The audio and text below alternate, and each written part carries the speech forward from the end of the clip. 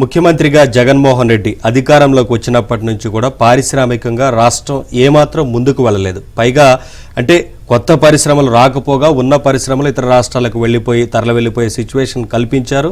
మొత్తంగా రాష్ట్ర ప్రభుత్వం వ్యవహరించిన తీరుతోని పెద్ద ఎత్తున పరిశ్రమలన్నీ కూడా రాష్ట్రం నుంచి తరలివెళ్లిపోయాయి. కానీ అన్నీ కూడా వారి అస్మదీయ కాంట్రాక్టర్లకు అప్పగించుకునే ప్రయత్నం, భూముల దగ్గర నుంచి కాంట్రాక్టుల దగ్గర నుంచి ఇటు ఇసుక రీచ్ల వరకు ప్రతి ఒక్కటి కూడా తమ అస్మదీయ కాంట్రాక్టర్లకే ఇచ్చుకునే ప్రయత్నం చేసింది. విద్యుత్ ఒప్పందాల్లో కూడా తమ అస్మదీయ కంపెనీలకే ఒప్పందం కుదుర్చుకున్నారు కదా. రైట్. జగన్ పాలనలో రాష్ట్రంలో వాణిజ్య పారిశ్రామిక విద్యుత్ డిమాండ్ పెరగలేదు. గత 5 ఏళ్లలో కొత్తగా ఒక పెద్ద పరిశ్రమ కూడా రాకపోగా సర్కార్ విధానాలతో విసిగి ఎన్నో పరిశ్రమలు పొరుగు రాష్ట్రాలకు తరలిపోయాయి. అయినా అస్మదీయ కంపెనీలతో ఎడాపెడా విద్యుత్ ఒప్పందాలు చేసుకున్నారు. జగన్ అధికారంలోకి రాగానే గత చంద్రబాబు ప్రభుత్వం చేసుకున్న విద్యుత్ కొనుగోలు ఒప్పందాలను రద్దు చేశారు. దీనిపై అప్పట్లో తీవ్ర విమర్శలు వచ్చాయి.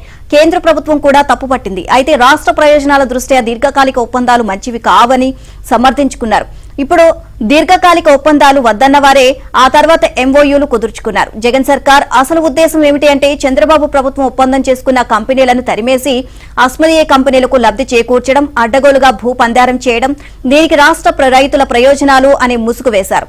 అదానికి మేలు చేయడం కోసం ఉన్నపలంగా 7,000 మెగావాట్ల సోలార్ విద్యుత్ కొనుగోలు ఒప్పందాన్ని కుదుర్చుకున్నారు.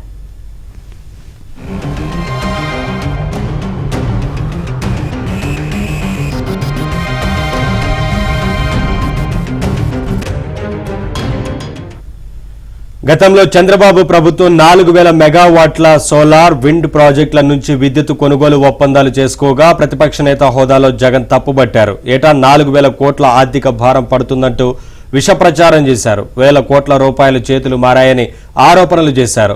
రాష్ట్ర ప్రయోజనాలను దృష్టిలో పెట్టుకునే నాయకుడెవరూ దీర్ఘకాలిక విద్యుత్ కొనుగోలు ఒప్పందాలను చేసుకోవడంటూ చంద్రబాబును విమర్శించారు. అధికారంలోకి రాగానే చంద్రబాబు ప్రభుత్వంలో జరిగిన ఒప్పందాలను రద్దు చేశారు.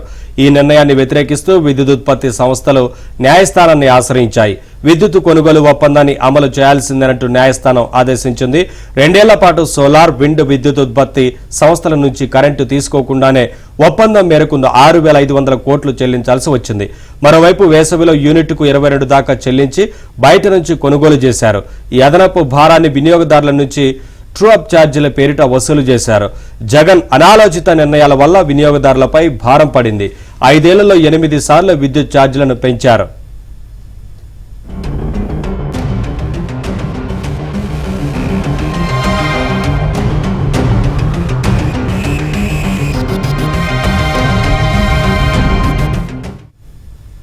అదాని నుంచి 7,000 మెగావాట్ల సోలార్ విద్యుత్ ను రాజస్థాన్ నుంచి solar energy corporation of India ద్వారా కొనుగోలుకు 2020 డిసెంబర్లో జగన్ సర్కార్ ఒప్పందం చేసుకుంది. గతంలో చేసిన విమర్శలను మర్చిపోయి 25 ఏళ్ల పాటు కొనుగోలుకు దీర్ఘకాలిక ఒప్పందాన్ని చేసుకున్నారు. యూనిట్ కు 2.49 చొప్పున కొనుగోలు ఒప్పందం కుదుర్చుకుంది. కానీ 2020లో గుజరాత్ ప్రభుత్వం పిలిచిన సోలార్ టెండర్లలో యూనిట్ 1.99కే సోలార్ విద్యుత్ను అందించేందుకు సెక్కి ముందుకొచ్చి ఒప్పందం చేసుకుంది. అదే ఏడాది పలు రాష్ట్రాలు పిలిచిన టెండర్లలో కూడా యూనిట్ విద్యుత్ 2 రూపాయలకే ఇచ్చేందుకు సోలార్ సంస్థలు ముందుకొచ్చాయి. అయితే జగన్ సర్కార్ వీటికంటే అత్యధిక ధరకు ఒప్పందం చేసుకుంది. రైతులకు ఉచిత విద్యుత్ ఇవ్వడం కోసమే ఒప్పందం చేసుకున్నాము అంటూ ఊరువాడ ప్రచారం చేసుకున్నారు. తొలి దశలో ఈ ఏడాది సెప్టెంబర్లో 3,000 మెగావాట్లు, 2025 సెప్టెంబర్లో మరో 3,000 మెగావాట్ల విద్యుత్ వస్తుంది అని ఒప్పందంలో పేర్కొన్నారు. మరో 1,000 మెగావాట్ల విద్యుత్ను వచ్చే ఏడాది చివరికి ఇస్తామని సోలార్ ఎనర్జీ కార్పొరేషన్ పేర్కొంది. అంటే అదానితో ఒప్పందం వల్ల జగన్ పాలనలో ఒక యూనిట్ విద్యుత్ కూడా రాష్ట్రానికి రాదు. ఉచిత వ్యవసాయ విద్యుత్కు సరఫరా చేయలేరు. ఇంధన రంగంలో పెట్టుబడులు పెడతామంటూ జగన్ సన్నిహితులు దరఖాస్తులు చేయడమే ఆలస్యం అన్నట్లుగా అనుమతులు, భూముల కేటాయింపులు చకచకా జరిగిపోయాయి. సార్వత్రిక ఎన్నికల ముందు భారీ భూపందారానికి వైసీపీ తెరతీసింది.